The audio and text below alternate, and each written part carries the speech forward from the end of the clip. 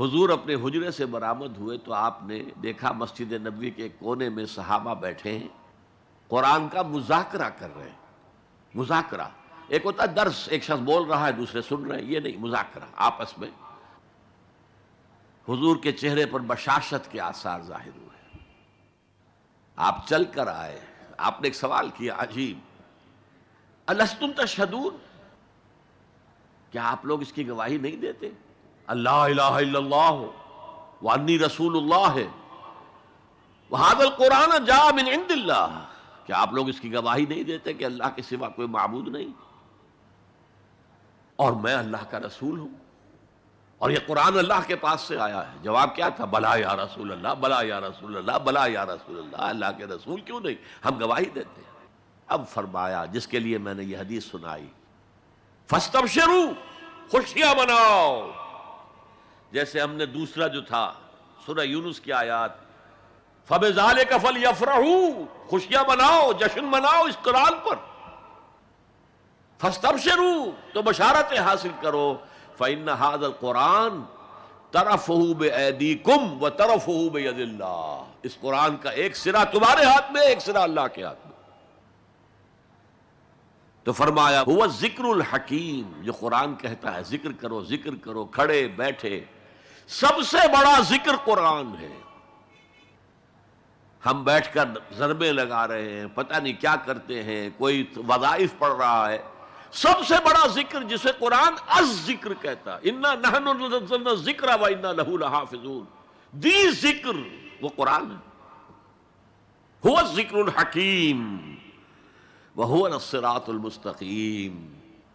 اور تم نماز کی ہر رکعت میں کہتے ہو اہدنا الصراط المستقیم، وہ صراط مستقیم تو اللہ نے تمہیں دے دیا ہے، یہ قرآن ہی تو ہے صراط المستقیم۔ پھر دیکھیے اس میں وہ قرآن مجید کا انداز ہے، دو دو تین تین آیات ایک طرح سے قوافی کے ساتھ آ رہی،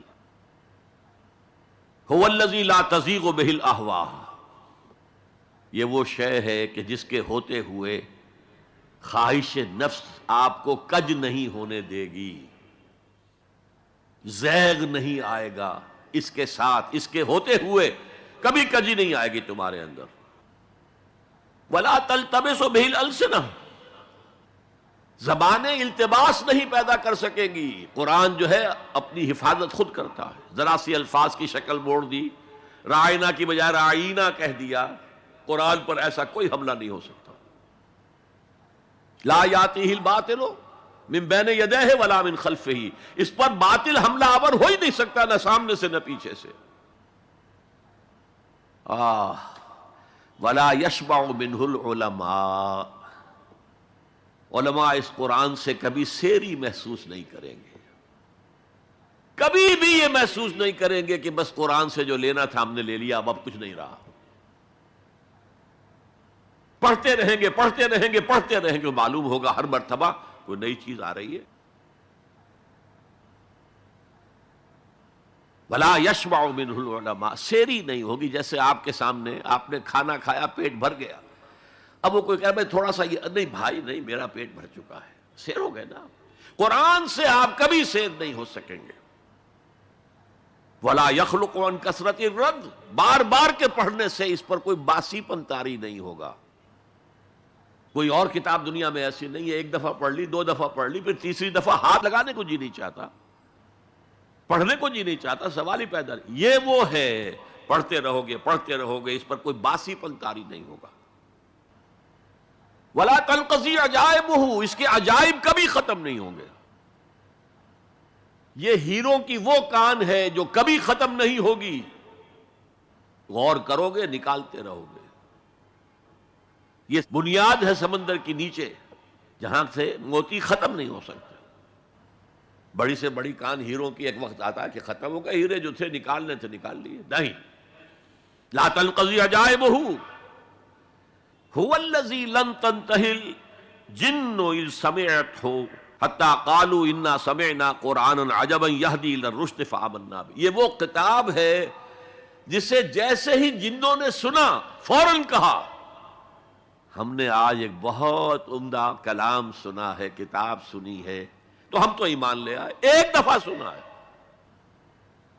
اور وہ دائی بن کر چلے گئے. یا قومنا اجیبوا داعی اللہ، اے ہماری قوم کے لوگوں اس اللہ کی طرف پکارنے والے کی آواز پر لبیک کہو. جنات کا عالم یہ ہے، ہمارا عالم کیا ہے؟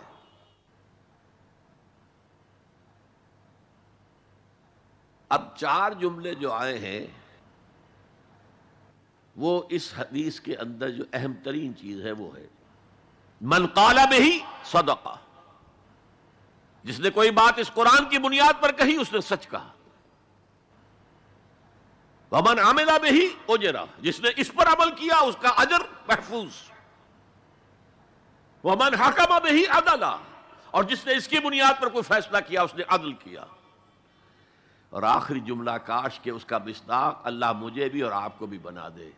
ومن دعا الیہ ہدی الی صراط مستقیم، جو اس قرآن کی طرف لوگوں کو بلائے گا، کسی اور کو ہدایت ہو نہ ہو، اس کی ہدایت ہو گئی.